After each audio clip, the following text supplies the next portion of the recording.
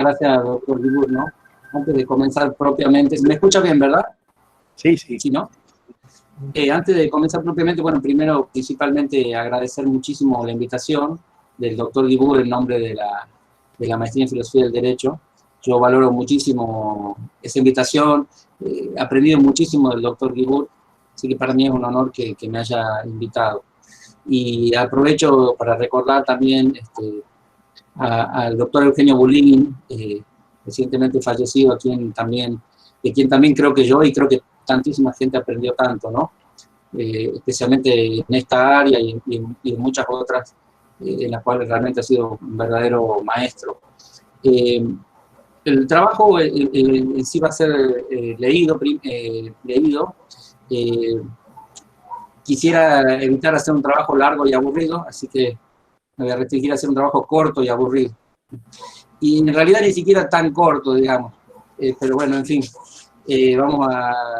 no me salió tan corto, pero bueno, esperemos que haya tiempo para una conversación y eventualmente un debate. También agradezco mucho a todos los presentes. Sé que es complicado un día de semana en este horario, así que valoro mucho su presencia. Y bueno, me alegra ver muchas caras amigas, por otro lado, de gente que ya conocía, y me alegra encontrarlos de esta manera. Otra última aclaración, y ya así comienzo. El título era un poquito más largo, el título original, con mucho tino. El profesor Guibur me sugirió acortarlo como quedó, pero el punto de partida, digamos, figuraba la palabra emotivismo. El punto de partida sobre el tratamiento de las controversias era el de la teoría emotivista, ¿no? Así que bueno, si bien vamos a exceder ese punto de vista, vamos a empezar efectivamente por ahí, ¿no? El presente trabajo se centra en la concepción emotivista de la argumentación moral, particularmente en las versiones legadas por los filósofos británicos Alfred Ayer y Bertrand Russell, partidarios ambos de la mencionada posición. A partir de un análisis de dichas perspectivas, examen que incluye algunas críticas, pretendo mostrar, contra la extendida acusación de que el emotivismo excluye la argumentación, por reducir las discusiones a mera retórica, que es posible dar cuenta de un genuino razonamiento moral desde una perspectiva que no reniegue enteramente del emotivismo. La argumentación moral desempeña un papel de creciente importancia en la práctica jurídica y especialmente en la judicial. Por ejemplo, en la ponderación entre principios y ligado a ello en la posibilidad de declarar la inconstitucionalidad de una ley o chocar esta con algún principio moral incorporado en la Constitución. Siendo entonces que la argumentación moral suele integrarse a la argumentación jurídica, en la última parte de esta exposición realizaremos algunas reflexiones sobre dicha práctica a partir de las conclusiones arribadas. La objeción de acuerdo a la cual el emotivismo es incapaz de atribuir un lugar importante en la ética a la argumentación moral cobró fuerza a la luz de la aparición, más que nada a partir de la década del 70, de un importante proceso tendiente a rehabilitar la llamada razón práctica en la ética. Dentro de esa tendencia se destacó la ética del discurso, formulada por Apel y Habermas, pero la misma cuenta con antecedentes importantes, por ejemplo, en las obras de Toulmin y Noel Smith, por supuesto, y más recientemente en la obra de muchos filósofos del derecho de primera importancia, ¿no? El nuevo racionalismo considera en general que la argumentación es esencial a la moral y liga esta tesis a la pretensión de validez que estaría latente en los juicios morales. De allí que estas objeciones al emotivismo alcanzaran en los últimos tiempos una fuerza renovada. Antes de comenzar el desarrollo de este trabajo, recordemos brevemente qué se entiende por emotivismo. El emotivismo es una posición metaética y, al igual que otras posturas de ese nivel de reflexión, se ocupa del análisis del lenguaje moral, intentando responder interrogantes tales como ¿qué decimos cuando decimos que algo es bueno? O bien, ¿cuáles son las características propias del lenguaje moral? Suele trazarse en metaética una gran línea divisoria entre los filósofos cognitivistas, o a veces también descriptivistas, y los no cognitivistas. Los primeros, los cognitivistas, consideran que las proposiciones morales describen algún tipo de realidad, que puede ser natural, sobrenatural, indefinible, etc. Por lo que existen verdades morales, que reflejan esas realidades morales o esos hechos morales. Los segundos, tienen los no cognitivistas, sostienen por el contrario que los juicios morales no describen nada, sino que cumplen otras funciones lingüísticas y niegan, por tanto, que ellos puedan ser verdaderos o falsos. El emotivismo, por su parte, es la teoría no cognitivista más importante.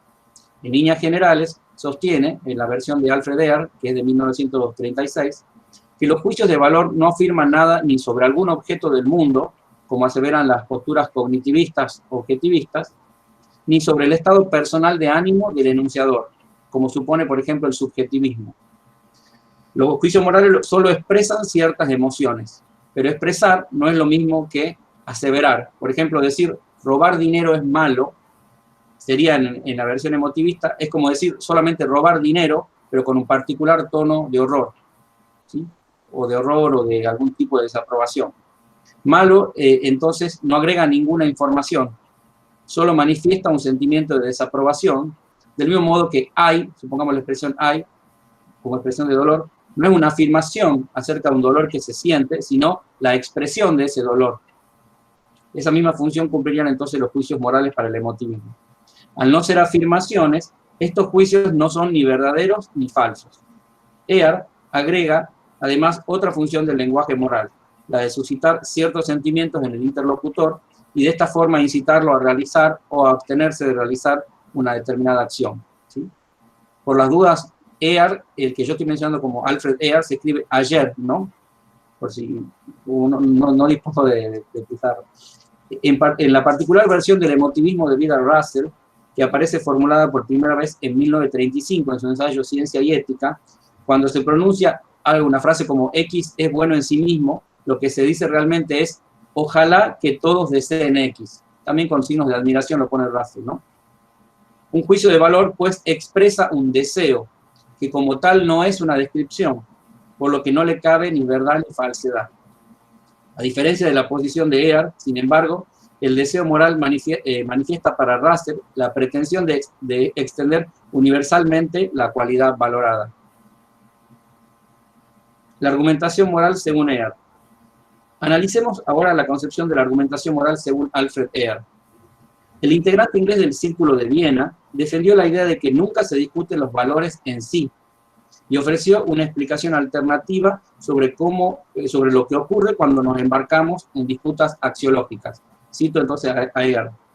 En todos estos casos descubrimos que la disputa no se refiere en realidad a una cuestión de valor, sino a una cuestión de hecho. Cuando alguien está en desacuerdo con nosotros sobre el valor moral de cierta acción o cierto tipo de acciones, recurrimos, es cierto, a la argumentación para ganarlo a nuestra manera de pensar. Pero no tratamos de mostrar con nuestros argumentos que tienen malos sentimientos éticos respecto de una situación cuya naturaleza haya comprendido correctamente. Lo que tratamos de mostrar es que está equivocado en lo que concierne a las circunstancias del caso. Sostenemos que se ha formado un concepto erróneo de los motivos del sujeto agente, o que ha juzgado mal los efectos de la acción, etc. O que ha omitido, por ejemplo, tomar en consideración las circunstancias especiales en que estaba colocado el sujeto agente. Es decir, que según Ear, no son propiamente los valores de nuestro interlocutor lo que cuestionamos, sino su aplicación sobre un determinado caso particular, insistiendo en distintos aspectos fácticos del mismo que creemos pueden resultar relevantes para su valoración. Las supuestas discusiones axiológicas serían, en verdad, discusiones fácticas. ¿Cuál es la razón de tanta insistencia en los hechos? Según Ear, hacemos esto con la esperanza de que solo tenemos que lograr que nuestro antagonista coincida con nosotros acerca de la naturaleza de los hechos empíricos del juego, para que adopte con respecto a estos la misma actitud moral que nosotros. Y como la gente con la cual discutimos ha recibido por lo general una educación moral igual a la nuestra y vive en el mismo orden social, nuestras expectativas resultan de ordinario justificadas. Así, las discusiones morales tienen sentido desde un punto de vista práctico, puesto que la coincidencia acerca de los aspectos fácticos del caso puede producir de hecho un consenso sobre las actitudes que suscita, particularmente si existe una coincidencia en los principios morales de los interlocutores. Ear parece sugerir que es un supuesto empírico que de los interlocutores que participan en disputas morales, la expectativa de que una coincidencia en sus creencias, en sentido cognitivo, sobre una determinada situación, traiga aparejada la coincidencia en sus valoraciones. Dicho supuesto que podríamos calificarlo de cognitivista. Sin embargo, esta expectativa no siempre se cumple, y cito a Ear nuevamente. Pero si se da el caso de que nuestro opositor ha experimentado un proceso de acondicionamiento moral diferente del nuestro, de modo que a pesar de reconocer todos los hechos, continúa aún en desacuerdo con nosotros en lo relativo al valor moral de las acciones en discusión, abandonaremos entonces la tentativa de convencerlo mediante el razonamiento. Adviértase esa conclusión, no se abandona en ese caso la argumentación. Es decir, que la coincidencia en los hechos no necesariamente implica un acuerdo en su valor moral y desde el punto de vista argumentativo no hay nada más que agregar, puesto que no pueden ofrecerse pruebas a favor de la superioridad de unos valores sobre otros. De modo, de todo el análisis precedente, Ear concluye: solo es posible argumentar sobre cuestiones morales si se presume algún sistema de valores. Si nuestro antagonista concuerda con nosotros en expresar desaprobación moral por todas las acciones de un determinado tipo T, es posible que logremos hacerle condenar una acción particular A, ofreciendo argumentos que demuestren que A es del tipo T. Pero lo que no discutimos ni podemos discutir es la validez de esos principios morales. No hacemos sino elogiarlos o condenarlos de acuerdo con nuestros propios sentimientos. La discusión es, por tanto, posible y hasta provechosa en tanto se comparta el mismo sistema de valores, pero no lo es si no se lo comparte. Adviértase la coincidencia entre la conclusión obtenida por Ear y la debida al filósofo positivista Hans Kelsen, que sin haber abordado la pregunta por el significado de los juicios morales, por lo tanto, sin haber adherido, digamos, al emotivismo, sostuvo: es imposible encontrar una solución de un modo racional y científico entre dos juicios de valor que se oponen. En último término, decide nuestro sentimiento, nuestra voluntad, no nuestra razón. El elemento emocional de nuestra conciencia no es, el elemento emocional de nuestra conciencia, no el racional. Eso dice Kelsen. La teoría de Ear sobre la argumentación moral está formulada en trazos gruesos y requiere mayor precisión. Uno de los defectos es que no permite ver claramente por qué discuten dos personas con emociones distintas sobre una misma acción, cuando tales discusiones no suelen presentarse frecuentemente en otros casos de emociones diferentes, como en algunas cuestiones de gusto, por ejemplo. No da cuenta, en suma, de cierta pretensión de objetividad que suele estar presente entre quienes discuten estos asuntos. Estas insuficiencias pueden hacer creer que para Ear la controversia moral es un mero error, que buscar razones para los juicios morales es una tarea absurda y que no puede nunca conducir a nada, a excepción quizá de una manipulación por medio de estrategias retóricas. Pero creo que esta conclusión no refleja verdaderamente su intención y que su teoría puede ser mejorada con añadidos ulteriores, como veremos más adelante. La argumentación moral según Russell. Pasamos ahora a la posición adoptada sobre estas cuestiones por Bertrand Russell. Aclaro de paso que Russell adoptó distintas posiciones en materia ética, ¿no? Incluso su primera posición, que no es esta, es, digamos, una suerte de adhesión al intuicionismo de Moore, que era una posición objetivista, ¿no? Esta es como la segunda posición y que no termina de ser la última del todo. En verdad, el coautor del Principia Mathematica ni siquiera esbozó una teoría de la argumentación moral, sino que se limitó a consignar algunas observaciones sobre el tema que pueden resultar de interés. Russell afirmó que sobre la cuestión de cuál es el bien último, es decir, aquel en función del cual las demás cosas son buenas, no puede aportarse prueba alguna, y que ello se debe a que lo que está en juego cuando hablamos de lo bueno son en realidad nuestras propias emociones y no algo que exista independientemente de ellas. A su vez, consideró que la gente inicia discusiones morales en aquellas ocasiones en que se presentan conflictos entre deseos contrapuestos, siempre que esos deseos no vayan patentemente en contra del interés general. En este último caso, la persona deseante, por ejemplo un ladrón, ni siquiera intentará persuadir a los demás de que lo que él desea, es decir, apropiarse de bienes ajenos, beneficiará a alguien más que a sí mismo. Esto sugiere que ante un conflicto de esta naturaleza los argumentantes manifiestan ciertas pretensiones de impersonalidad y no que reclaman la realización de un deseo en tanto deseo meramente personal. Sin embargo, como no hay ninguna cuestión objetiva por demostrar, a lo que se aspira en una discusión moral es a generar en los demás los mismos sentimientos que obran en nosotros y que nos hacen preferir un cierto curso de acción por sobre otro. Por ello, solo se pueden emplear ardides retóricos carentes de valor probatorio para despertar esas emociones en los otros con el fin de alcanzar la coincidencia en el deseo. Al enfocar la mirada en este punto, Russell advierte que lo que los interlocutores hacen en realidad es apelar a aliados virtuales que compartirían la perspectiva defendida o que probablemente se verían beneficiados por la misma. Veamos el único ejemplo que nos proporciona al respecto.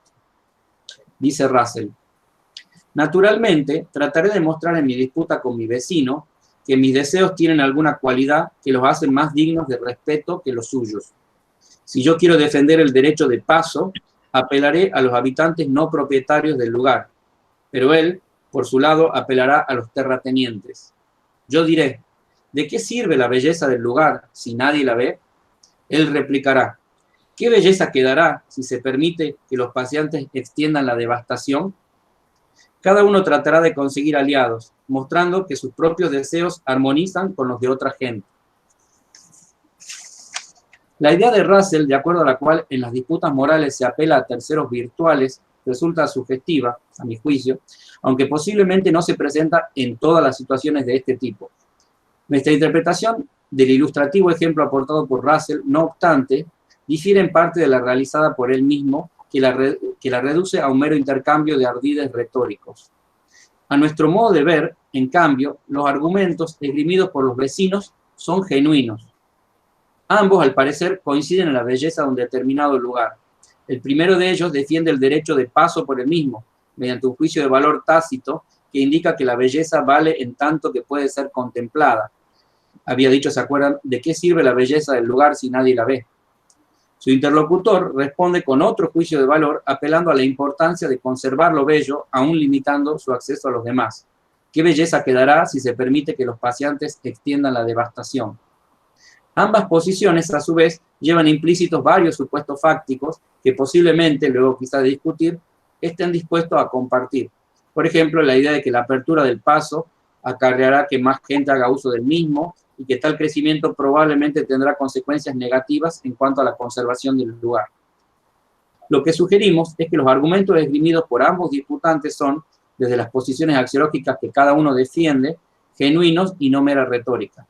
No se trata de argumentos que dejan al otro sin más opción que aceptar su conclusión, puesto que cada uno de ellos le otorga mayor relevancia a un juicio de valor por sobre el otro.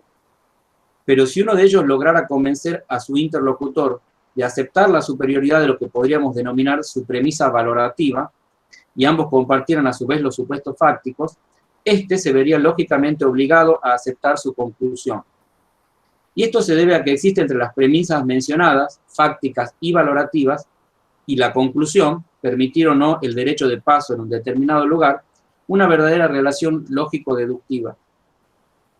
Más adelante ofreceremos una explicación de por qué Russell no logró ver sin que esto supusiera renunciar a su emotivismo, un legítimo razonamiento moral. Esto no quita el hecho de que, en el caso de que los dialogantes no compartieran las premisas axiológicas de un razonamiento, probablemente solo les restaría intentar, por medios retóricos, despertar en su interlocutor sentimientos que espera se encuentren dormidos en él. Al hacer referencia a los desacuerdos morales en EAR, señalé que no resulta del todo clara la razón por la cual las personas ingresan en discusiones morales, si solo difieren en cuanto a sus sentimientos. La visión de Russell permite captar mejor que algunas veces esos sentimientos conllevan deseos, lo que implica intentos por conservar o transformar algún aspecto de lo real, por lo que resulta justificado que las personas discutan por llevar a la acción deseos contrapuestos. Ear hacía notar que no hay contradicción entre sentimientos diferentes, por lo que en cierto sentido no parecía haber nada por discutir. Pero Russell muestra que existe, no obstante, una oposición que justifica la controversia, puesto que dos deseos contrapuestos sobre un mismo punto no pueden ser ambos realizados. Hacia una reconstrucción del razonamiento moral.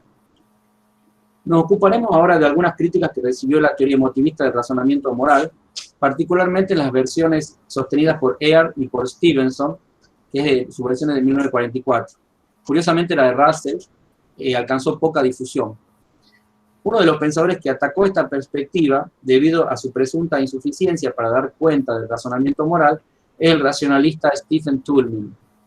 Consideró particularmente que una de las consecuencias de la teoría emotivista, que él denomina imperativista, es que no puede razonarse en cuestiones morales. Por otro lado, según este autor, dicha teoría solo podría admitir la persuasión o la mera retórica, por lo que no habría ningún criterio para distinguir buenas razones de malas razones, ni razonamientos válidos de inválidos. Dice Toulmin, cito, si nosotros hemos de superar esto, tenemos que garantizar que es posible el razonamiento ético y que, así, según esto, algunos tipos de razonamientos son buenos y algunos malos. Algunos de los argumentos que llevan a conclusiones verdaderas, válidos, y todos los que llevan a conclusiones falsas, inválidos. Un pequeño punto agrego, me da la sensación de que no sabe bien de lógica, Toulmin, me da la sensación por esto. Recién releo esta parte y no es tan obvio que un razonamiento correcto siempre lleva a conclusión verdadera y uno incorrecto a conclusión falsa, ¿no? Pero bueno, vamos a mostrar en lo que sigue que si bien la teoría emotivista de Earle no dio cuenta suficientemente del razonamiento moral, es perfectamente posible hacerlo a partir de algunas modificaciones en dicha concepción, lo que permitirá hablar con toda propiedad de razonamientos morales válidos e inválidos en un marco que no excluye necesariamente, al menos, al emotivismo. Me ocuparé también de otro argumento de Toulmin que sugiere que los puros hechos pueden constituir buenas razones para apoyar juicios valorativos o de deber. Cito a Toulmin. Si se dice a un niño que debería quitarse los zapatos sucios antes de entrar en la sala de recibir, y él pregunta por qué, entonces la respuesta, porque tu madre no quiere que ensucies la alfombra y porque da un trabajo innecesario, son también razones y muy buenas, mientras que la respuesta de que porque este es el tercer martes de Pentecostés parece muy deficiente.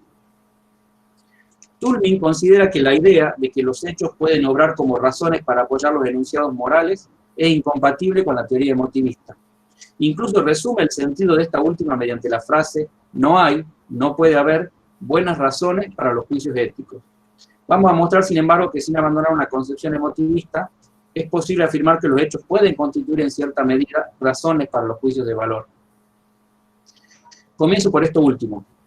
La teoría emotivista no implica que los hechos no sean relevantes a la hora de establecer una valoración.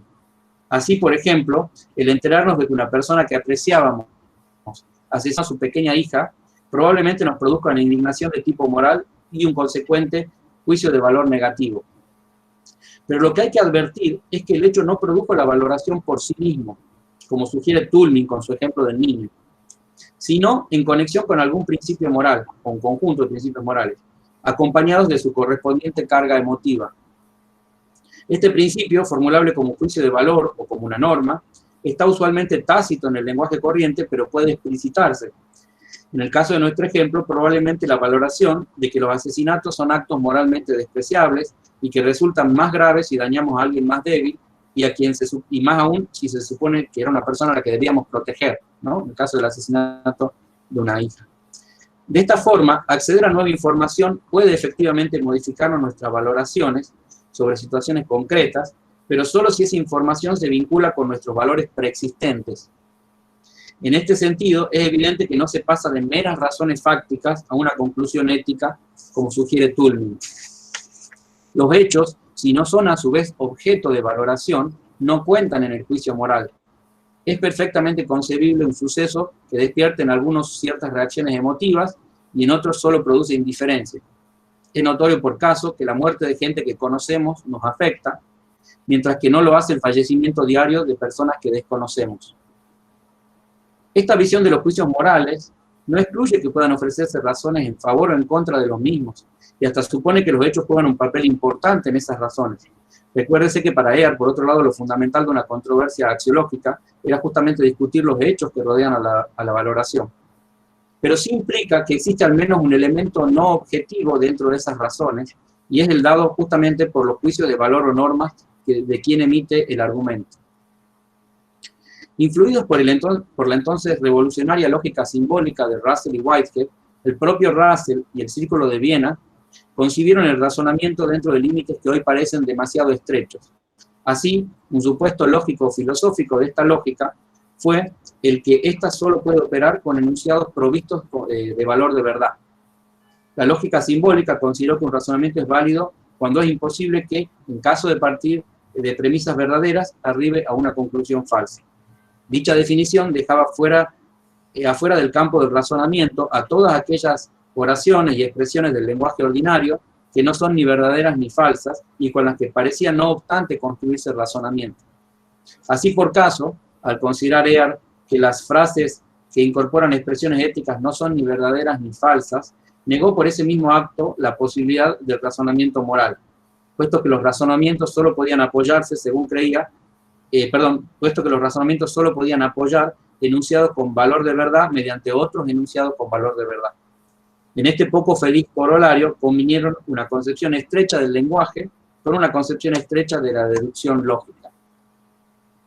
Sin embargo, a poco que se abandona la visión extensional del razonamiento, esta que estábamos mencionando, se advierte que no es necesario definir la deductibilidad en términos de verdad y falsedad. Es perfectamente legítimo afirmar que un razonamiento es válido cuando la conclusión se infiere estrictamente de las premisas.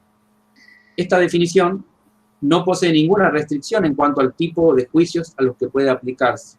Así, por ejemplo, tanto argumentos compuestos por proposiciones descriptivas como compuestos por proposiciones prescriptivas pueden ser analizados desde este criterio. De modo que la noción extensional de validez puede ser entendida como un caso particular aplicado a los enunciados descriptivos de esta otra noción más abarcativa. Veamos un ejemplo de un razonamiento con alguna proposición no descriptiva. Uno muy sencillo para mostrar este punto nada más. Quien desea ayudar al que lo necesita es una buena persona. Juan desea ayudar a Pedro, que lo necesita. Por lo tanto, Juan es una buena persona. Se trata de un razonamiento válido desde el punto de vista deductivo, si asumimos al menos la definición de validez mencionada, es decir, en el que el juicio de valor derivado se infiere estrictamente a partir del juicio de valor de mayor generalidad y de la afirmación fáctica de la segunda premisa. Este ejemplo muestra que los juicios de valor guardan entre sí relaciones lógicas y por tanto que el razonamiento moral es posible. Puede decirse, por tanto, que existe un razonamiento moral genuino que no se reduce a mera retórica o persuasión. Es cierto que entre sus premisas cuenta con un juicio expresivo que no revela un conocimiento, pero una vez aceptadas las premisas, la conclusión se impone con toda la fuerza de un argumento deductivo. De hecho, en tanto razonamiento, con independencia del tipo de enunciado que incluya, no existen diferencias entre el razonamiento moral y el ordinario, puesto que también en este último la conclusión se impone a condición de aceptar previamente las premisas. Esto implica que existen desde el punto de vista lógico-deductivo razonamientos morales correctos, como en el caso del ejemplo anterior, y razonamientos morales incorrectos, como aquellos que intentan deducir conclusiones normativas a partir de premisas exclusivamente descriptivas.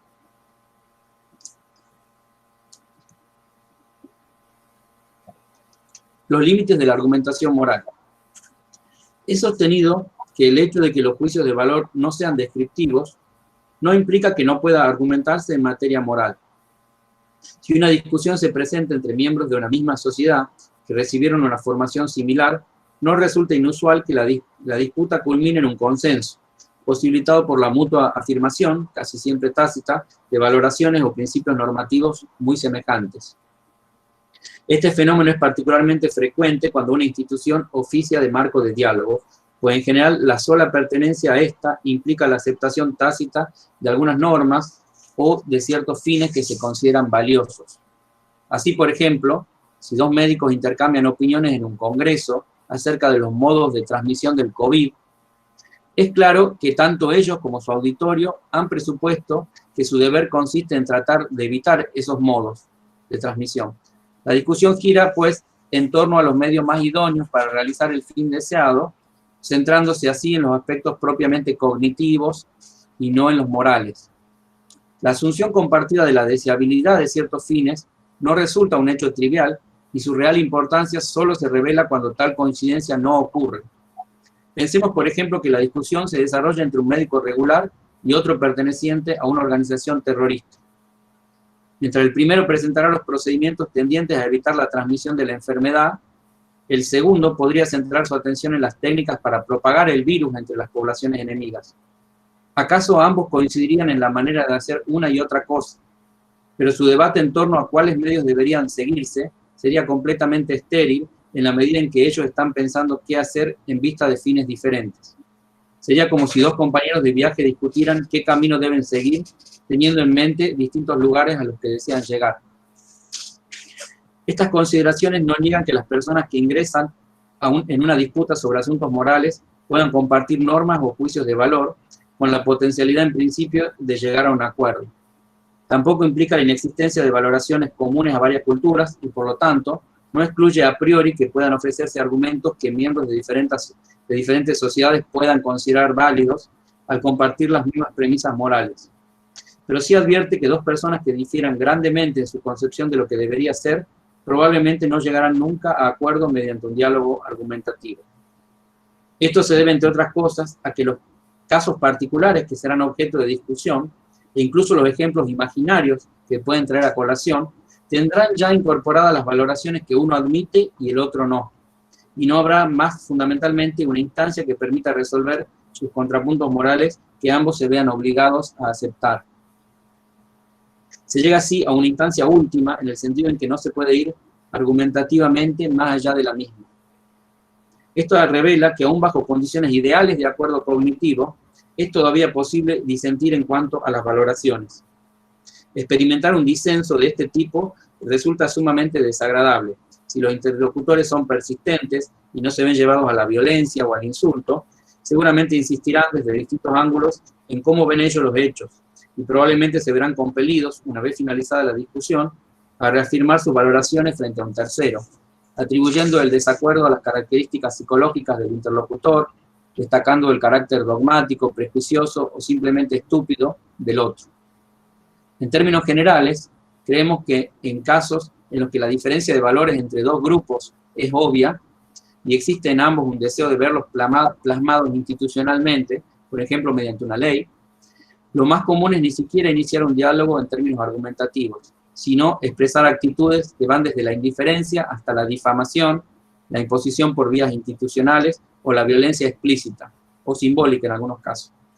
Nos parece en este sentido que la concepción de la argumentación moral expuesta permite dar una explicación de por qué se producen comúnmente estas ausencias de diálogo. En suma, aún asumiendo errores y claras insuficiencias de la tradición emotivista de la argumentación moral, creemos que esta todavía revela algunos aspectos importantes de la discusión práctica y que puede ser mejorada sin renegar enteramente de los principios básicos de la teoría, por lo que aún vale la pena dialogar con ella. Esto es la última partecita, disculpen si se hizo un poco largo. Una incursión por la argumentación moral en el derecho. Es breve, trata de tener un hilo en relación a lo que venimos diciendo. En lo que sigue, pondremos brevemente en conversación las conclusiones arribadas en torno a la argumentación moral en general, con la práctica de la ponderación entre principios tan en boga en nuestros tiempos. Concretamente me refiero al siguiente conjunto de ideas. El derecho no es solo un conjunto de leyes, sino también de principios morales. Estos principios en ocasiones chocan entre sí. A la hora de fallar, un juez debe tener en cuenta estos principios, al menos en algunos casos, y un juez posee, al menos potencialmente, las herramientas cognitivas para sopesar estos principios y determinar objetivamente cuál de ellos debe prevalecer en el caso en el que tiene que tomar una decisión. Así, mediante una ponderación bien realizada, podría tomar decisiones morales objetivamente correctas, lo que supone, por otro lado, la existencia también de decisiones morales objetivamente incorrectas. Nos adentraremos en el tema a partir de la presentación realizada por el filósofo del derecho Manuel Atienza, quien defiende una posición más bien moderada en torno al uso judicial de los principios morales. Sostiene este autor que la ponderación resulta necesaria cuando las reglas del sistema no proveen de una respuesta adecuada al caso, debiéndose recurrir a los principios a los fines de hallar una solución satisfactoria. Distingue las lagunas normativas, cuando no existen reglas que regulen la situación presentada, de lo que él llama también las lagunas axiológicas, que se presentan cuando sí existe una regla pertinente, pero esta establece, y cito a Atienza, una solución axiológicamente inadecuada. A nuestro parecer, en este último caso no habría propiamente una laguna, sino más bien un choque entre la solución legalmente prevista y la que el juzgador preferiría. Atienza acepta que en estos casos el juez podría resolver sin ponderar, pero de esa manera no podría cumplir con la pretensión de hacer justicia a través del derecho.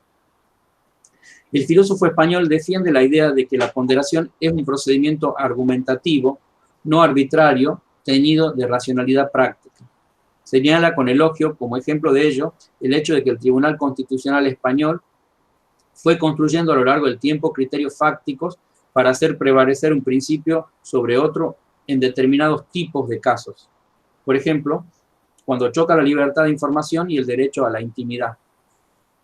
Así, el tribunal dejó sentado que si el ejercicio de la libertad de información afecta la intimidad de una persona con relevancia pública, debe primar el principio de la libertad de expresión e información. Por ejemplo, al parecer, para el Tribunal Español, sería legítimo que un medio publicase fotos que delaten que un diputado tiene una pareja no revelada del mismo sexo, pero sería ilegítimo ese mismo acto en personas corrientes. Y de maneras similares se fueron construyendo jurisprudencialmente reglas y excepciones de ponderación cada vez más precisas para hacer prevalecer ciertos principios en algunos tipos de casos y otros principios en casos que presentan diferencias fácticas relevantes. Coincidimos con Atienza en que en algunos casos la ponderación es necesaria.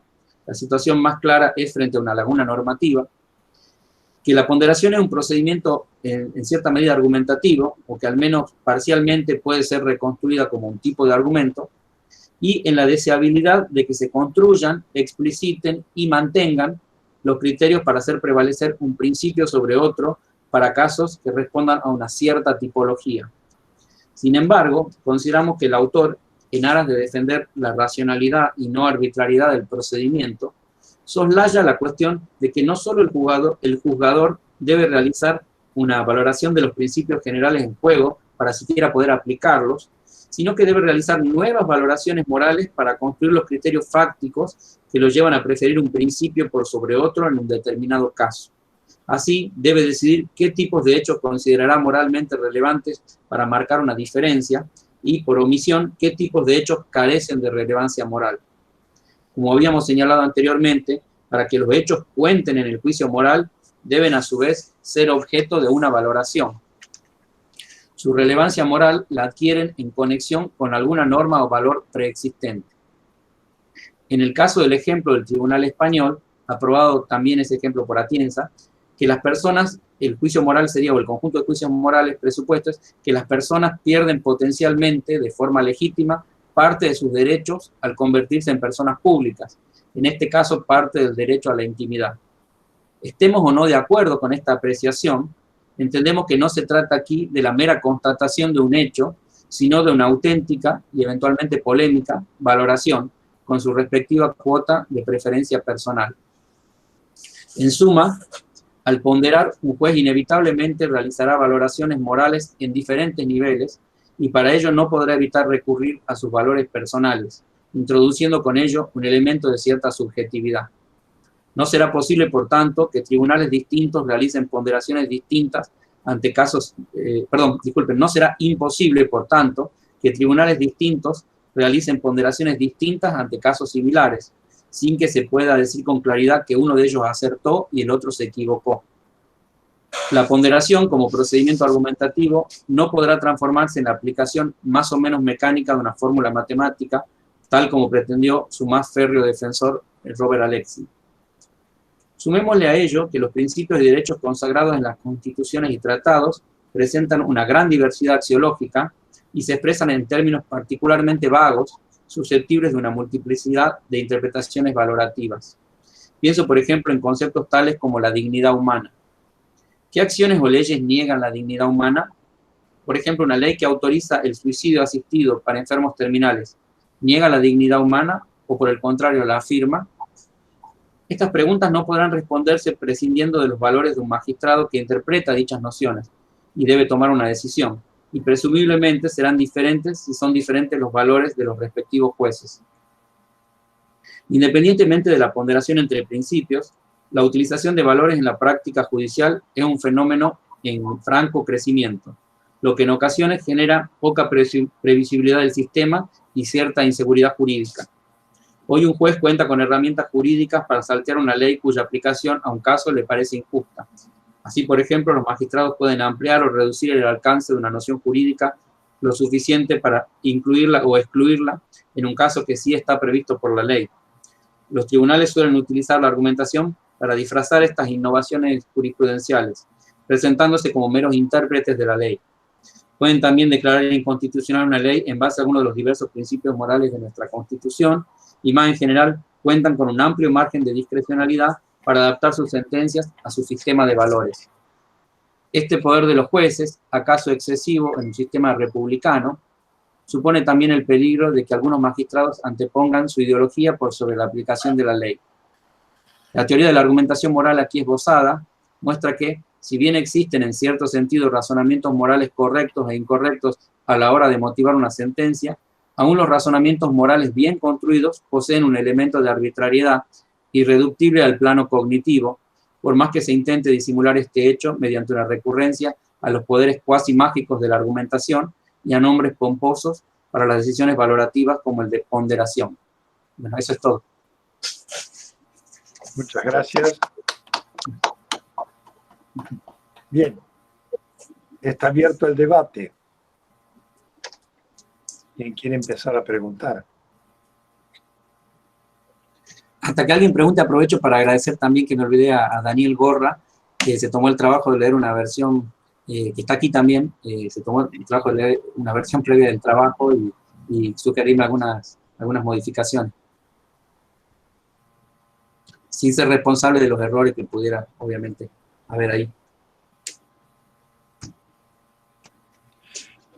Yo tengo un comentario sobre un punto pequeño de lo que usted dijo al principio, sobre el razonamiento lógico que decía: los que desean hacer el bien a los demás son buenas personas, etc.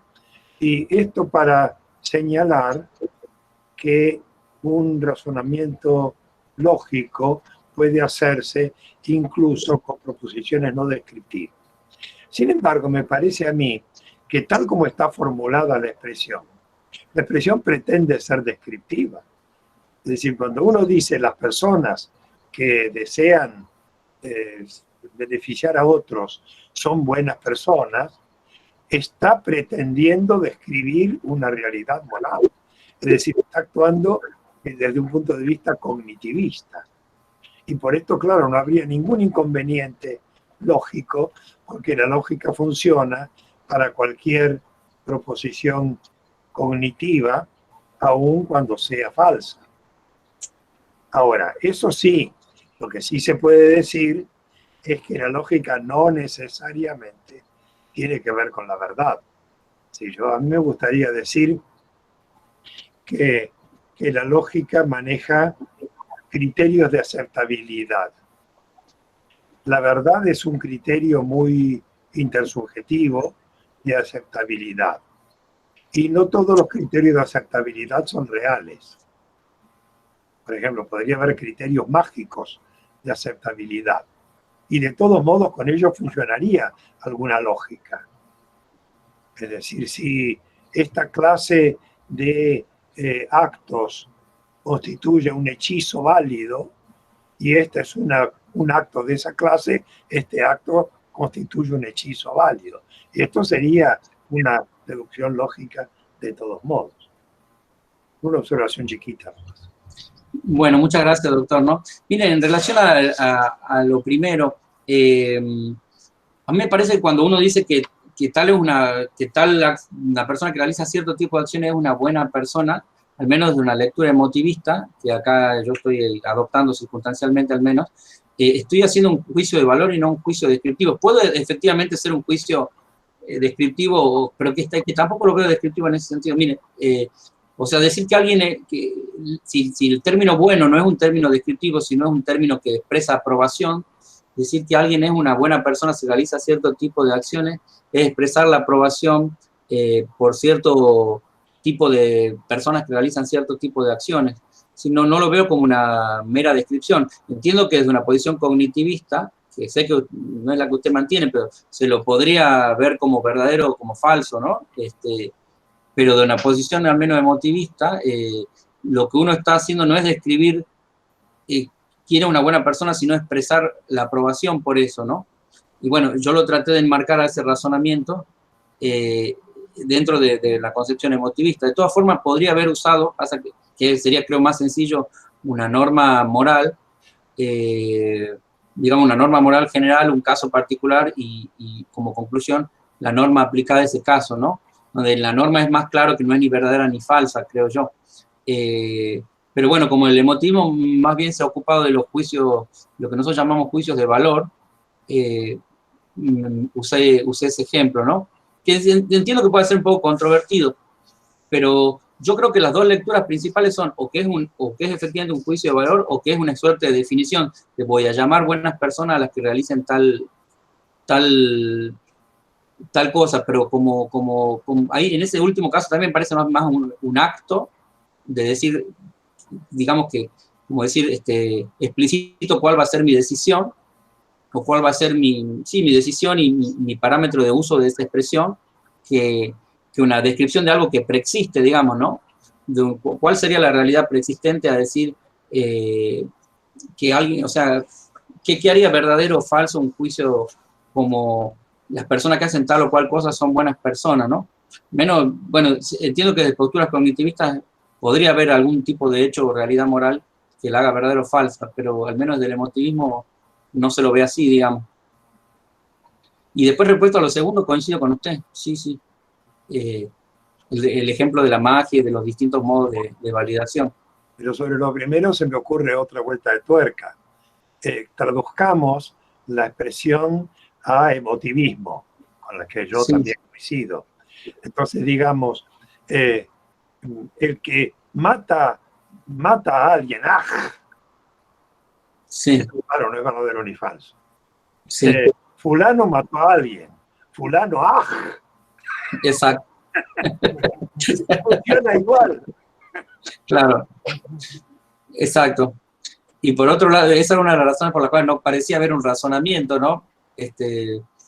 Por enfatizar, digamos, esta expresión entre lingüístico y visceral, digamos, de nuestro sentimiento de aprobación o desaprobación. Bueno, ¿quién más pregunta algo?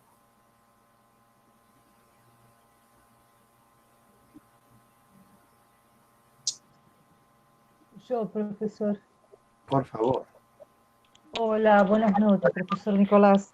Le felicito por la exposición. Una pregunta, ¿hay posibilidad, ve alguna posibilidad de definir alguna especie de sistema de valores que permita de alguna manera reducir la discrecionalidad del magistrado hoy y preservar una alta aceptabilidad de la validez? ¿Cómo sería este sistema de valoración dentro de un sistema jurídico? Es que no le puedo responder lo último porque la respuesta primera era que no, digamos, en el sentido de que si el sistema es un sistema de valores, supongamos, lo planteamos un poco, incluso independientemente de si ese sistema de valores refleja algo así como valores objetivos o si es simplemente un consenso en torno a ciertos valores, ¿no?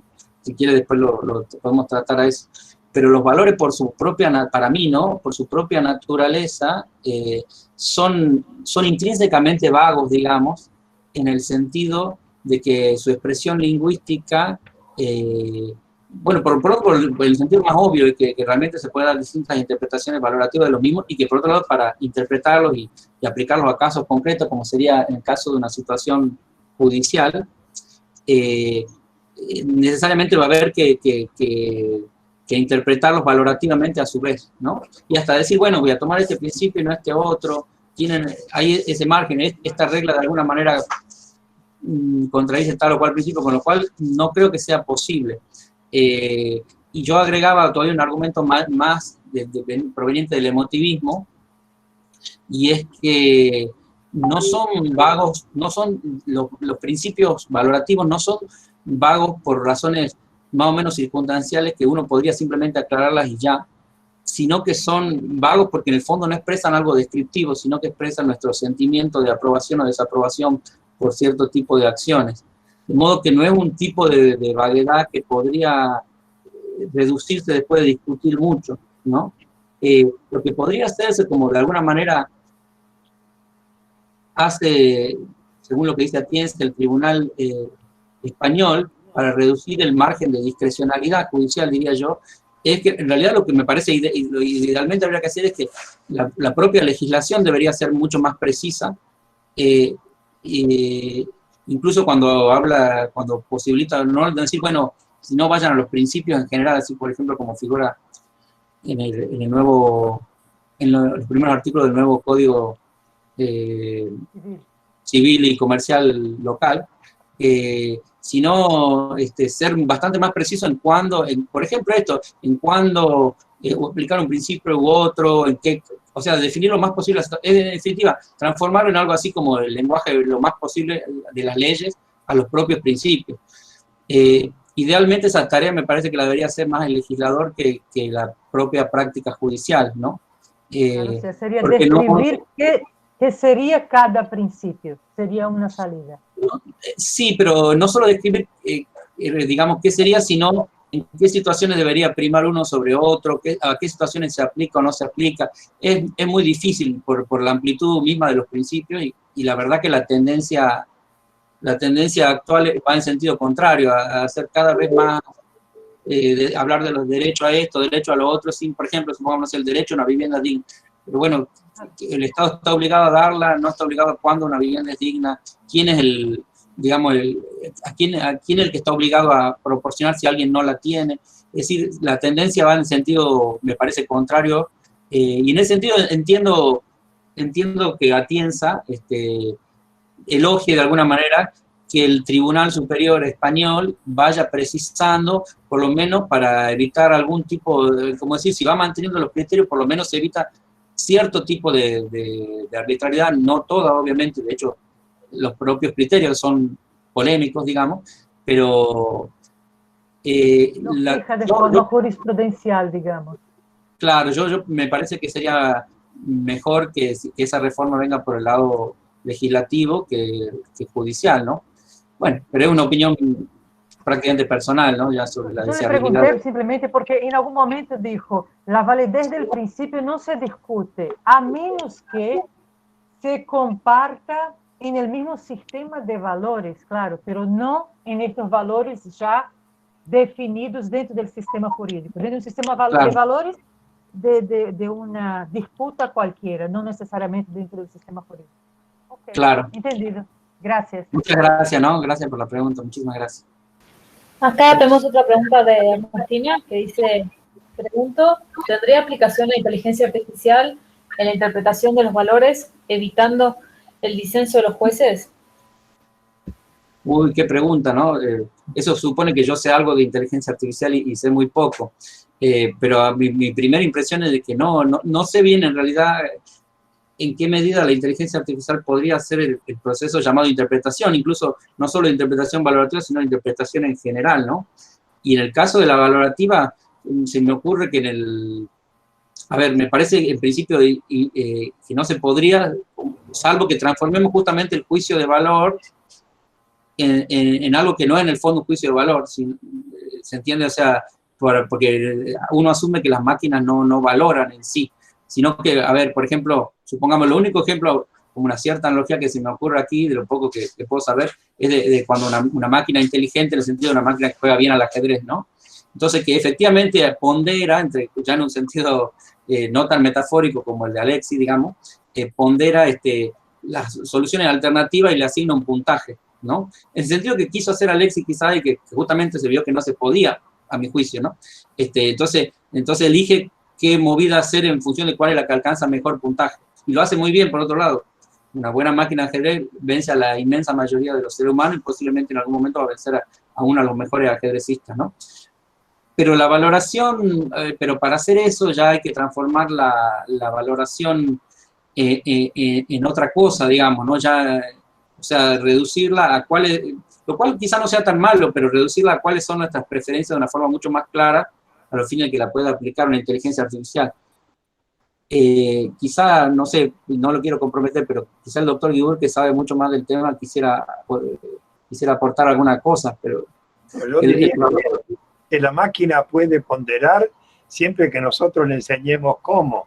Y como nosotros no tenemos la menor idea de cómo ponderar, es difícil que la máquina pueda hacerlo. Exacto, claro. A diferencia del ajedrez, digamos, donde de alguna manera podemos enseñarle a incluso a ser mejores que nosotros, ahí está difícil en el caso de algo que no sabemos ni nosotros, no nos ponemos de acuerdo ni nosotros, ¿no? Muchas gracias por la pregunta. El doctor Guarinoni levantó la mano. Nicolás, me gustó mucho el trabajo y además me manifiesto totalmente de acuerdo. Muchas gracias. Lo que yo creo que es la conclusión de tu trabajo es que en realidad la única discusión posible que hay acerca de problemas de discusiones valorativas es la aplicación de la lógica a los argumentos y nada más, porque en realidad si el resto, o sea, si el contenido de la discusión van a ser preferencias, cada cual puede tener la suya y de hecho esto es lo que pasa muchas veces cuando tenemos distintos sistemas de valores. ¿Es esto lo que vos pensás? Bueno, sí, pero agregaría que los hechos efectivamente juegan un papel, solo que juegan un papel a condición de estar previamente valorados, ¿no? Con lo cual efectivamente pueden surgir diferencias, como pueden surgir consensos, ¿no? Sobre qué hechos son relevantes para, por ejemplo, supongamos, no sé, un principio que dentro de todo de lo quizás menos abstracto que otro, la libertad de expresión.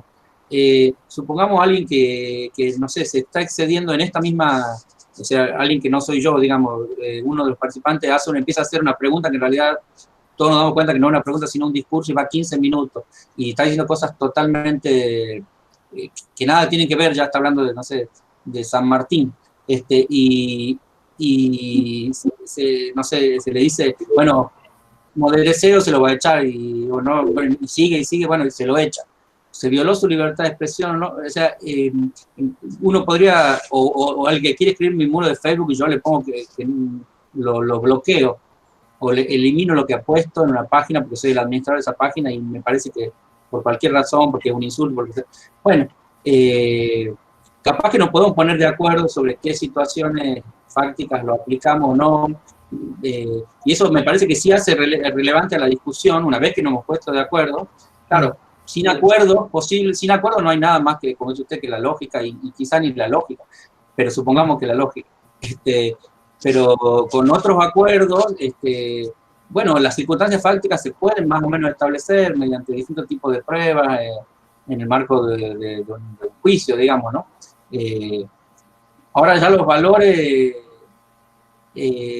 no, me parece que no, pero que también por otro lado, a veces hay ciertos acuerdos valorativos que especialmente en casos medio extremos, digamos, o sea, digamos, por decirlo, en los llamados casos fáciles, digamos, hay cierto acuerdo valorativo y en los casos más complejos ya no. Pero sí, entiendo que la actividad judicial no puede ser una actividad plenamente objetiva como la inmensa mayoría de las actividades humanas, digamos, ¿no?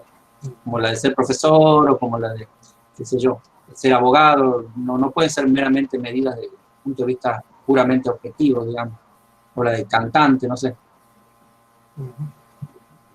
Gracias, Ricardo, por otro lado, me alegro muchísimo de verlo, hace rato que no nos vemos más que por vía de esta forma. Sofía Aguilar levantó la mano. Gracias. Bueno, Nicolás, me pareció súper interesante tu presentación. Ay, no sé si se escucha. Sí, perfecto. ¿Me escuchan bien? Español. Rápidamente, entonces, por ahí, de la mano de la última, del último comentario y pregunta que hizo el doctor Guarinoni, yo también me había quedado pensando en algo vinculado a esto, sobre todo en el inicio de tu presentación que mencionás a Habermas, ¿no? Y pensaba si tal vez, no sé si has reflexionado al respecto o qué podrías decir sobre esto, ¿no? En el sentido de si la propuesta de racionalidad comunicativa de Habermas es, digamos, en definitiva, tal vez el presupuesto de mínima que podemos asumir respecto de bueno, digamos, ¿qué criterio se puede establecer? No es un criterio meramente formal, digamos, que no nos dice nada respecto del contenido, pero sí respecto de los procedimientos, como si se quiere, bueno, una posición más austera, pero a la vez razonable, vinculada a esto que vos estabas mencionando. Pero bueno, eso es ya una reflexión. No sé si lo has tematizado o digamos, o lo has tenido presente o cuenta, o si tienes alguna reflexión al respecto. Muchas gracias. Muchas gracias a vos, Sofía. Un gusto escucharte y gracias por estar. La verdad que no demasiado. He leído poco Habermas y lo que he leído iba por el lado más bien de la... He leído un poco más y la verdad que no me gustó mucho a Apple, a Carl Otto Apple. Y la verdad, al menos en esa posición en particular, la verdad que no acuerdo para nada en la de Apple. Sé que en todas las discusiones que han tenido entre Apple y Habermas, yo siempre estaba del lado de Habermas, pero no porque sea habermasiano, sino porque me parece que era bastante más realista lo de Habermas y comparativamente, al menos, hay que ver que Apple es de la priori trascendental, de la el que arruinó la pragmática del lenguaje, no sé, la pragmática es pragmática trascendental. Lo de Habermas no conozco tanto como para emitir una opinión. En principio lo que leí no me llegó a convencer, pero tampoco podría sinceramente dar una opinión muy válida sobre el tema. He leído muy poquito de la teoría de la comunicación de Habermas y lo he leído más bien a través de críticos o a través de su diálogo crítico con Apple, etcétera, no de fuente muy directa. Entonces, por eso prefiero no opinar, digamos. Pero te agradezco mucho el aporte. No, muchas gracias por la respuesta. Jorik levantó la mano.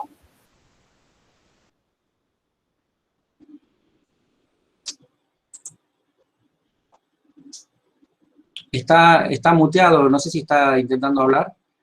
Ahí está. Estás muteado, ¿no? Sí, está muteado, no tiene el micrófono prendido. No sé si querés que pasemos a otra persona hasta que lo solucione. Bueno, no sé si hay otra persona acá. Sí, Carolina Dimitri. Hola, ¿qué tal? No sé si se escucha porque tengo un cartel que me dice conexión inestable. ¿Me escuchás, Nico? Sí, se escucha. Es un poco el caso como Sofía, se escucha con ruidito, pero se escucha bien. O sea, se te entiende perfectamente. Bueno, bien, te digo rápido. Bueno, primero felicitarte, me gustó mucho la ponencia. Y lo que quería preguntarte es con respecto a esta crítica que le haces a Tienza sobre la ponderación de principios y sobre todo, digamos que hablas del tema de las preferencias personales de los jueces, tanto en la ponderación como en lo que él llama laguna axiológica, que para vos también sería, digamos, ni más ni menos que una preferencia valorativa del juez para desconocerla a la regla. La pregunta es, ¿hay alguna manera, aplicando principios, de que los jueces tengan menor discrecionalidad? Está muy relacionado con lo que decía una de las anteriores ponentes. ¿Menor discrecionalidad en cuanto a los principios o da lo mismo que aplique cualquier principio en términos de discrecionalidad? O sea, que no hay ningún, digamos, modo de mermar la racionalidad. Para vos vale tampoco el ejemplo de Atienza de la libertad de expresión del Tribunal Constitucional español, como que directamente el tribunal hubiera dicho, para mí vale más, no sé, el derecho a la intimidad porque sí, porque es mi preferencia. Muchas gracias, Caro. Gracias por venir de paso. Mira, mi posición, a ver, lo de la crítica a Tienza es relativamente una crítica menor. A mí sí me gustó el trabajo de Atienza, es más, podría haber tomado a Alexis, elegí tomar a Tienza porque me parecía dentro de todo más sensato y más realista que otros autores que hablan del tema. Es más, Atienza decía que bueno, que los valores, los principios que uno puede tomar son los que están realmente incorporados al sistema jurídico, mal que mal, no los principios que uno se le cante. Con lo cual sí, efectivamente hay. Yo no estoy defendiendo que la arbitrariedad es total. Cuando digo por eso parece un eufemismo, pero digo cierta arbitrariedad, cierta subjetividad, es porque quiero decir con ello que no hay, uno dice lo que quiere y ya. Quizá la posibilidad de decir lo que uno quiere ya está presente en el derecho, pero no digo que no esté presente, pero no quiero decir que también que la práctica jurídica es literalmente en el día a día cualquier cosa que se le ocurra al juez. No quise decir eso, digamos. Creo que más o menos un poco lo que uno podría analogar con esto de las zonas de, quizá un poco más que eso, pero esto como con las zonas de penumbra, donde hay un, digamos, un margen de decisiones dentro de un principio más general.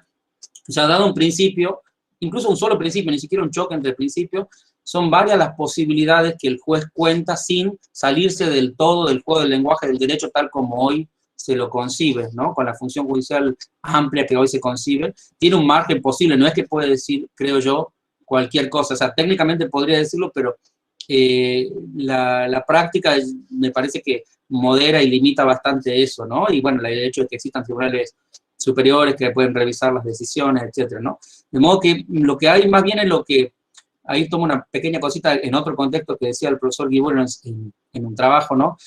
Como que una cosa es, como que lo razonable, digamos, lo que llamamos lo razonable, que es un poco el concepto, casi uno de los conceptos centrales, o casi de los valores centrales de estas posiciones, en algunos casos, que no son las mismas, ¿no? No es lo mismo Alexis que Atienza, etcétera, pero que todos hablan de la razonabilidad y de lo razonable. Es que simplemente que por razonable entendemos como, digamos, lo que realmente me parece que hay tras ese concepto es un margen de posibilidad donde quizá al que defiende esto le parece una mejor que la otra y más razonable o mejor argumentada que la otra, pero no es que ese margen sea cualquier cosa, digamos, ¿no? O sea, y los principios, por otro lado, yo coincido en eso con Atienza, los principios que se podrían utilizar son los que efectivamente forman parte de nuestro derecho positivo, digamos, incorporado a través de la Constitución o como fuere, y no cualquier principio que a mí me parezca por mis propios valores. No puedo invocar la Biblia, por ejemplo, por más que sea un juez católico. Sí da un margen amplio, creo, para que uno pueda tomar una decisión o a veces la contraria, ¿no? Y por otro lado también, o sea que no es que no estoy con Atienza, pero tampoco estoy lejísimo, digamos. Y por otro lado lo mismo en relación bueno, perdón, se me ha ido un poco lo que quería decir. Pero no me parece que un juez haga lo que quiera del todo. Sí que está esa posibilidad y por suerte, en general, no creo yo, tampoco que sea un gran conocedor de la práctica judicial, en general no se hace un abuso muy estricto de los principios que parecen no tener nada que ver al caso, ¿no? Pero no es que yo, respecto a eso que vos dicho también al pasar, eso de que, bueno, la ley no me gusta, bueno, supongo que pasa lo mismo, no es tan así nomás que uno saltea la ley, ya. Por otro lado, cuando uno saltea la ley, tiene que argumentar mucho, para explicar por qué lo hace, digamos, y eso también lleva un trabajo extra que no sé si todos están tan dispuestos a hacer. Es más fácil aplicar la ley ya, ¿no? No sé si más o menos te satisface algo la respuesta. Sí, gracias, Nico. Muy bueno.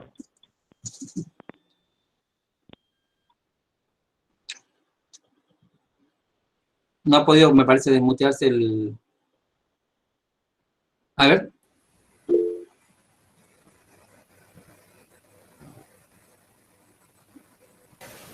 Ahora supongo que tendría que estar desmuteado. Yorick, ¿querías hacer una pregunta o un aporte vos? No, sabes que no, yo no lo escucho al menos, ¿no? No se escucha, ¿no? Se supone que estás desmuteado, pero no sé por qué no emite sonido.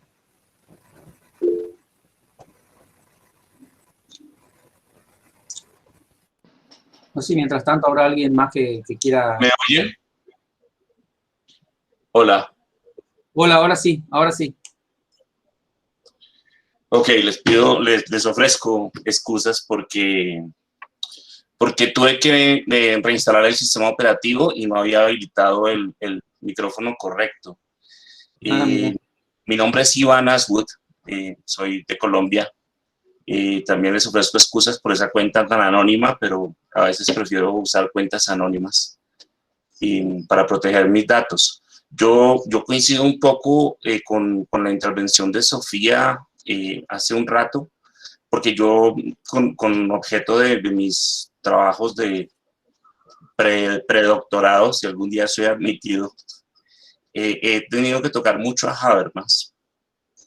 Y su conferencia me remitió continuamente al tema de la interlocución que toca Habermas, no solo en la teoría de la acción comunicativa, sino también y específicamente en facticidad y validez, pues porque es un tema que tiene que ver directamente con el derecho, ¿no? Entonces me preguntaba yo, es muy complejo, voy a tratar de hacerlo lo más breve, me preguntaba yo si en ese afán de objetividad que tenemos, sobre todo en el ámbito del derecho, para regular de algún modo la conducta humana, no tendríamos un poco que, si se me permite el término, ampliar esta cuestión de la interlocución que plantea Habermas, de tal manera que el derecho se pueda alimentar suficientemente para responder a la mayor cantidad de casos posibles, teniendo siempre presente que el 100% es imposible. Lo digo porque en ocasiones siento, por muchas circunstancias que ocurren en Latinoamérica, que tenemos un derecho sordo y ciego, porque es un derecho que no se alimenta de esa facticidad y que en esa ceguera y en esa sordera no escucha a los interlocutores válidos, que son básicamente sus ciudadanos, de donde podría tomar quizá esa argumentación moral que le serviría para dar un giro al sistema de normas. Creo que tenemos un derecho ciego en ese sentido, y con un ejemplo pequeño termino la intervención. El caso de Uber en muchos países de Latinoamérica.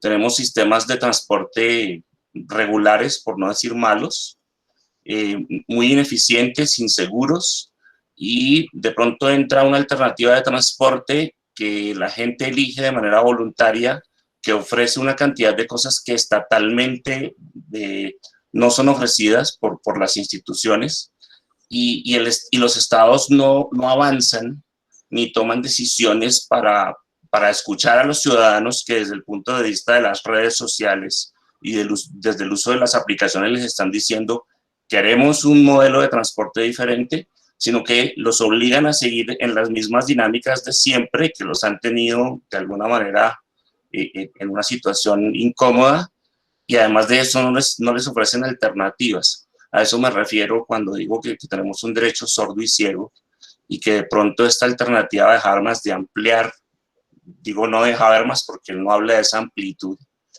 pero es más como la idea que yo tengo de que si escucháramos un poco más a esos interlocutores válidos, tal vez esas argumentaciones morales podrían servirle al sistema de normas para ser un poco más objetivo y de paso un poco más justo. Bueno, muchísimas gracias. ¿Cómo era? ¿Iván era tu nombre? Bueno, Sí, señor, Iván. Muchas gracias. Yo lo único, en realidad, sobre Habermas, como ya anticipaba Sofía, no es mucho lo que puedo decir. Sí, y esto es una mera opinión, me parece que en todo caso a la expresión de ciertos grupos, incluso de una mayoría, sería conveniente que quien lo escuche sea más bien los legisladores o el poder político en general, y no tanto los jueces, ¿no? Que modifiquen los jueces el derecho en función de cuáles les parece que son los interlocutores válidos. Por otro lado, eso implicaría determinar previamente cuáles vamos a considerar un interlocutor válido y cuál no. Entonces, me parece que es una demanda que sería mucho, con la que comparto, por otro lado, ¿no? La de la demanda, por ejemplo, de Uber, y tras Uber un montón de otro tipo de novedades informáticas, etcétera, que mejoran en buena medida los servicios preexistentes o incluso crean servicios nuevos. y que, bueno, efectivamente hay una actitud gremial más bien conservadora que impide que puedan avanzar. Digo Uber, pero me refiero también a lo que está viniendo y lo que se vendrá después, que va a ser mucho más. Pero me parece que sí, que la apertura principalmente debería venir del lado del poder político y de que hay que tomar, por supuesto, enfrentarse a gremios no es tampoco fácil. También los gremios, evidentemente, también son interlocutores sobre estas cuestiones de transporte, supongo los gremios de los transportes existentes y habilitados, y encontrar algún tipo de solución. No me parece que esté abrir, digamos, que sea positivo, digamos, abrir a que los jueces directamente escuchen a través de redes sociales o qué sé yo, para tomar decisiones judiciales, ¿no? Que a veces es una tendencia que está, digamos, ¿no? Que ejercen efectivamente presión la opinión pública en sus distintas formas, pero no, más allá de que en algunos casos en particular uno esté de acuerdo con la decisión judicial que escuchó a determinado sector de la sociedad, no es idealmente en el sistema republicano, me parece que debería pasar por otro lado ese tipo de digamos, de recepción digamos, de la voluntad de los ciudadanos, digamos, ¿no? Bueno, esa pequeña acotación nada más dentro de... Me parece que sí que es un aspecto importante, por otro lado, el que señalás, ¿no? Y que creo que va a ser cada vez más importante a medida que pase el tiempo. Perdón, me acordé de una cosita de Carolina, que no sé si está o no está ahí, pero lo que quería decir era que cuando yo, digamos, me refería a la observación de Atienza de que la libertad de expresión debería primar sobre la libertad, sobre el derecho a la intimidad, si la persona es pública, a mí sí me produce cierto, no estoy 100% de acuerdo y me produce alguna polémica, pero tampoco es que la presenté como diciendo, mirá esta porquería, digamos, ¿no? Es simplemente que, bueno, decido en qué caso, más o menos, en qué caso va a hacer pesar más una u otra, ¿no? Yo en términos generales soy más del derecho a la intimidad, pero no es que me produjo así una indignación moral esa decisión ni que Atienza la elogie. La traía simplemente como un ejemplo de cómo él considera que mientras más se aclare, mientras más se justifique y aclare en términos fácticos cuando aplicar un principio u otro, mejor, ¿no? Pero lo que sí me señalaba es que no es un ejemplo de una pura racionalidad, sino de tomar decisiones valorativas y hacerse cargo a futuro de ellas en principio, digamos. Y ese hacerse cargo en futuro, en principio, de esas decisiones tomadas, sobre qué situaciones fácticas van a ser relevantes, sí me parece algo deseable, digamos, ¿no? Idealmente preferiría que lo haga el legislador, pero sí me parece bueno que haya cierta coherencia o, por llamarlo de alguna manera, entre lo que toman un cierto tipo de casos y lo que voy a decir en tipos de casos similares a futuro, ¿no? Por lo menos daría cierta seguridad jurídica, me parece algo positivo, independientemente de ese ejemplo puntual. No sé si habrá alguien más que quiera intervenir.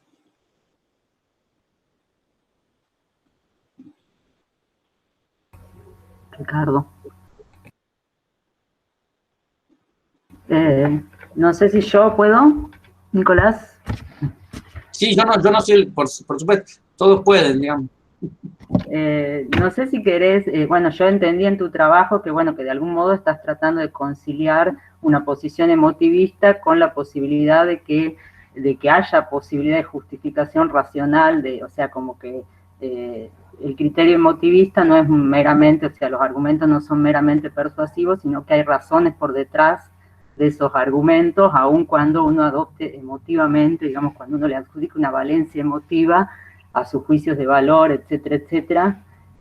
Bueno, si podés explicitar cómo conciliarías esas dos cosas, o sea, dicho, o sea, brevemente, desde la psicología moral, bueno, se considera que a la valencia afectiva que uno le da intuitivamente, con la carga emocional a ciertas situaciones moralmente relevantes, o sea, que uno la evalúa como positiva, como negativa,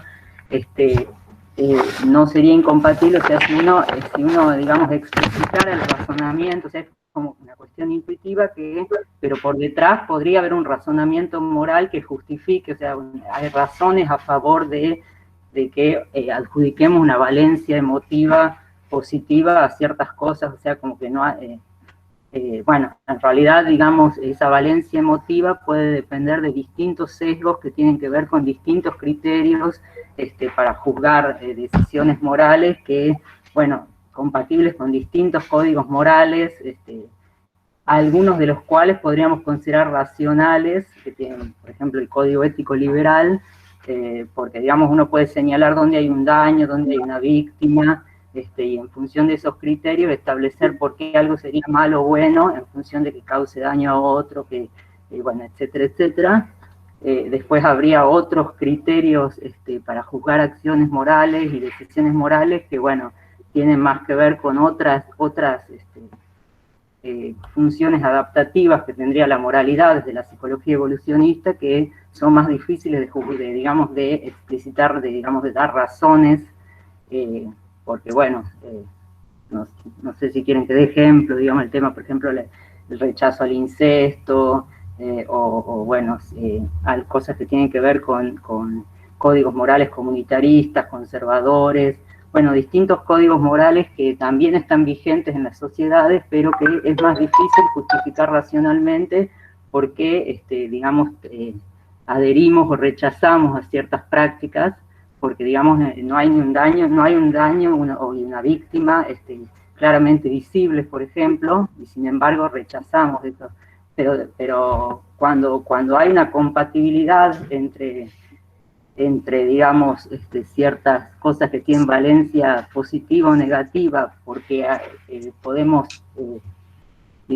argumentar racionalmente que alguien sufre un daño, que hay una víctima, etcétera, etcétera, que se violan derechos, que hay un trato injusto, etcétera, ahí es como que no habría incompatibilidad entre digamos, la adhesión emocional a esos principios y la posibilidad de justificarlo racionalmente.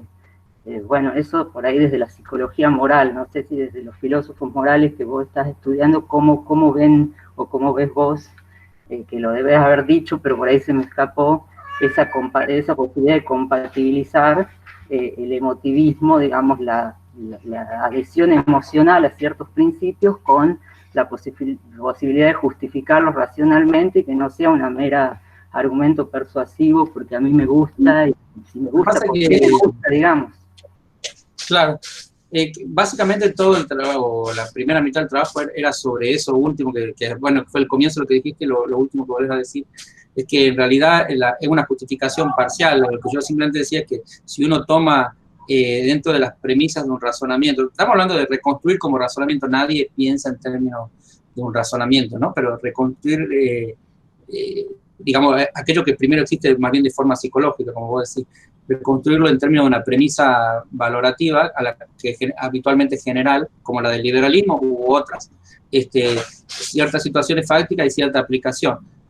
Eso simplemente era para mostrar que efectivamente puede haber una relación lógico-deductiva o de otro tipo de razonamientos entre principios generales y aplicación a casos particulares. Después hay mucha más complejidad en la práctica moral, ¿no? De hecho, cuando hablamos de ponderación, no es simplemente aplicar un principio en caso, sino también hacer chocar dos principios, determinar por qué en ese caso y bajo qué situaciones prácticas uno está por sobre otro, y también construir un razonamiento así bastante más complejo, ¿no? O sea, puede haber tanto complejidad axiológica como complejidad fáctica para obtener finalmente una conclusión, pero sí puede haber una relación lógica entre las premisas y la conclusión. Después habrá discusión, como pasa incluso en el mismo derecho, incluso en un razonamiento jurídico ordinario, ¿no? Puede haber una discusión sobre qué norma es la aplicable realmente al caso, qué norma jurídica, qué pasó realmente, qué situación fáctica hubo. En general las situaciones fácticas están más o menos previstas dentro de la propia ley, digamos, para ser relevantes o no, y hay una relación reproductiva. Ahora, respecto de lo que vos decís, que no sé si se entendió o no en general, pero yo creo haberlo entendido, que hay casos donde nuestras reacciones morales, digamos, no surgen de un razonamiento, ni siquiera de un principio general que aplicamos a un caso, sino que surgen casi como instintivamente, ¿no? Como que, por ejemplo, no sé, vemos un video donde se están besando dos hermanos, o algo así, besando en la boca, o más que eso incluso, nos tenemos como una reacción de rechazo, como lo que a veces se llama asco moral, o bueno, en fin, quizás asco es una palabra un poco fuerte, pero nos produce algún tipo de rechazo sin que haya habido como una teoría general, digamos una teoría o liberal, o qué sé yo, o deontologista, o lo que fuera, bueno, es un poco deontologista, pero digo, una teoría como una teoría ética como la utilitarista, o en fin, como que no sabe bien qué es lo que está violando, más que la propia situación de incesto, y efectivamente ahí parece que ese juicio de valor instintivo, casi instintivo, no sé si lo es del todo instintivo, capaz que en otras culturas puede no serlo, sí, es como que es uno de esos casos, como muchos otros, que en el fondo me parece sí que es clara que no surgen de ningún razonamiento, en el sentido al menos análogo a lo que venimos diciendo, ¿no? Bueno, sinceramente también eso no se dice mucho, pero hay veces reacciones morales que son alingüísticas, digamos, ¿no? Que si bien podrían técnicamente ponerse en palabras, vemos un asesinato, una destrucción masiva, que se derrumbó un edificio y vemos los cuerpos de la persona, que también nos produce como una reacción, una reacción psicológica, pero que a la vez tiene cierto sentido moral, a lo que no podemos ni poner palabras, digamos. O sea, que van más allá, digamos, del lenguaje moral, y por lo tanto también del análisis del lenguaje moral, ¿no? Y que no exactamente también se la puede reconstruir, pero realmente no es fruto, creo, de un razonamiento, porque ni siquiera a veces le podemos poner lenguaje, ¿no? Una experiencia tan fuerte como, por ejemplo, haber sido violado, es siquiera difícil ponerla en palabras, pero esa puesta en palabras no es la versión originaria de la reacción, la verdad, ni de la reacción de la persona que lo ha sido, por ejemplo, ni de las personas que se enteran de ese hecho, ¿no? Nos sale más bien eventualmente insulto o tristeza. Insultos ya tienen, por lo menos tiene un lenguaje, y la tristeza a veces ni siquiera tiene un lenguaje, ¿no? A veces tenemos que hacer un gran esfuerzo para ponerla en palabras, digamos. Tenemos que ir al psicólogo, por ejemplo, estar varios meses o años para ponerla en palabras, ¿no? Bueno, en fin, no sé, nos estamos desviando mucho del tema, pero las consideraciones que me van ocurriendo en ocasión de Se me tildó en un momento que hablabas, pero te escuché básicamente todo.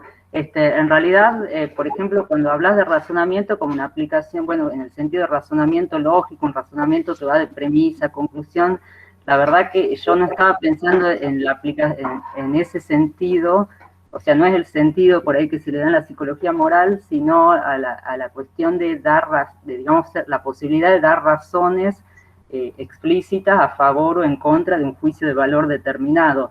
Lo que yo estaba queriendo decir es que bueno, por ejemplo, para Haidt, digamos, hay, digamos, de entre todos esos razonamientos que, como vos decís, digamos, esas intuiciones espontáneas con valencia afectiva en relación a una situación observable, en relación a un hecho que despierta instantáneamente cierta valencia emotiva, sin que medie un razonamiento de por medio. De todos modos, cuando hay una justificación, o sea, uno puede dar una justificación racional de alguna de esas juicios de valor que uno hace espontáneamente.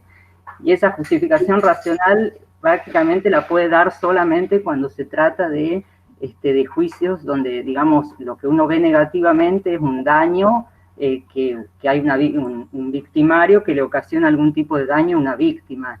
Entonces ahí, digamos, la justificación moral es que, bueno, tiene que ver con ese rechazo, esa aversión emocional, natural al daño, digamos, en principio a sufrir nosotros un daño y extendemos, digamos, por abstracción extendemos esa noción de daño a todos los demás también. Sí, la verdad es lo que sí, parece que no, pero sí te entendí. Eso es lo que entendí exactamente, ¿no? De que ahí hay una relación más clara entre una cosa general y un caso particular. Sí, te entendí. Claro, mientras que en realidad Haidt dice que valoramos moralmente un montón de otras cosas más que no tienen relación directa con el daño, y eso tiene que ver con otras, digamos, desafíos adaptativos, porque bueno, la psicología evolucionista es como el trasfondo de la psicología moral, digamos, tratar de dar razones en términos de cuáles son los desafíos ambientales a los que nos tuvimos que adaptar para poder convivir en sociedad y, digamos, bueno, no quiero ahondar en todos los otros, digamos, códigos morales vigentes, pero en esos casos es como que no hay una posibilidad de dar razones de por qué adoptamos esto. Sí, bueno, eso, no, porque quería saber si tu concepto de racionalidad o digamos, de justificación racional tenía que ver con eso, o sea, o más bien estaba haciendo referencia a la aplicación de la lógica, porque acá razonabilidad... Ya me di más o menos lo que he contestado, me parece que va a ser ya muy largo, no sé si se lo han hecho. Si querés la seguimos después, somos hermanos, por otro lado. Y no nos juntamos mucho a discutir cuestiones filosóficas, pero la aprovecha mi hermana cuando nos juntamos. Pero más o menos lo que me podríamos hacer una respuesta breve y luego ver si alguien más quiere preguntar algo. Yo no tengo mucho más que aportar porque en realidad yo te entendí perfectamente de la primera claro, vez. Está bien. La respuesta era un poco eso. Sí te hago una única relación, es que cuando obviamente, como decía, nadie digamos, usa un razonamiento deductivo espontáneamente, una reconstrucción, me parece a mí, de proceso psicológico y pretendidamente cognitivo. Entonces, cuando vos decís dar razones, bueno, esas razones ya son reconstruibles en esos términos. Y coincido con vos en que efectivamente en algunos casos de algunas reacciones morales no surgen de un razonamiento, si bien podría quizá potencialmente reconstruirse, no surgen de esa manera. Respecto a la noción de daño, bueno, esa es de una moral en particular, digamos. Bueno, no, la de daño es muy importante, pero eso de daño a tercero, bueno, es como que el comentario que vos mencionás de Hayek es sobre la moral liberal, digámosle así, en distintas versiones, que puede derivar del utilitarismo o de un liberalismo más deontologista o de lo que fuera, pero no es la única moral posible tampoco, digamos, o sea, que no es que la noción de daño no sea la más relevante, no quiere decir que no haya una moral por detrás, puede haber otro tipo de moral también, habría que ver el caso, simplemente eso, ¿no?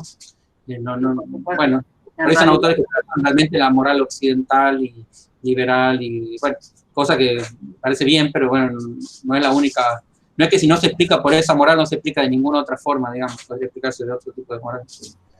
No, seguro. Una sola cosita más, si puedo decir, en realidad todo esto que estaba queriendo decir era en relación a esto que vos decías de, bueno, como Russell considera que los argumentos morales son meramente persuasivos, pero es como si ignorar el hecho de que, digamos, cuáles son las razones por las cuales hay personas que valoran positivamente una cosa y otras valoran positivamente otras, como si no hubiera ninguna razón por detrás, pero digamos, si más allá del deseo, más allá de la preferencia, pero digamos, a lo que voy es que, bueno, ese deseo, esa preferencia tiene algún tipo de fundamento y en ese sentido no es totalmente irracional, o sea, a eso iba, digamos que me parece insatisfactorio el criterio según el cual, bueno, cuando dos personas discuten, bueno, puede ser que una quiera persuadir la otra de sus razones, pero digamos, no es que esas personas no tengan razones por las cuales... No, de hecho yo he defendido eso mismo en el trabajo,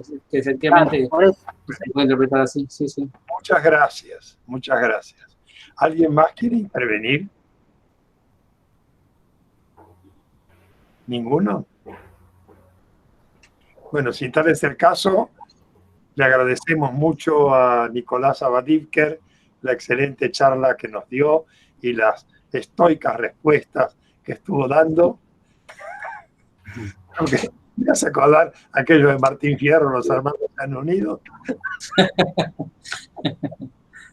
Muchísimas gracias. Gracias al contrario, muchas gracias a todos por estar y quedarse hasta el final. Gracias a ustedes, por favor. Gracias. Gracias.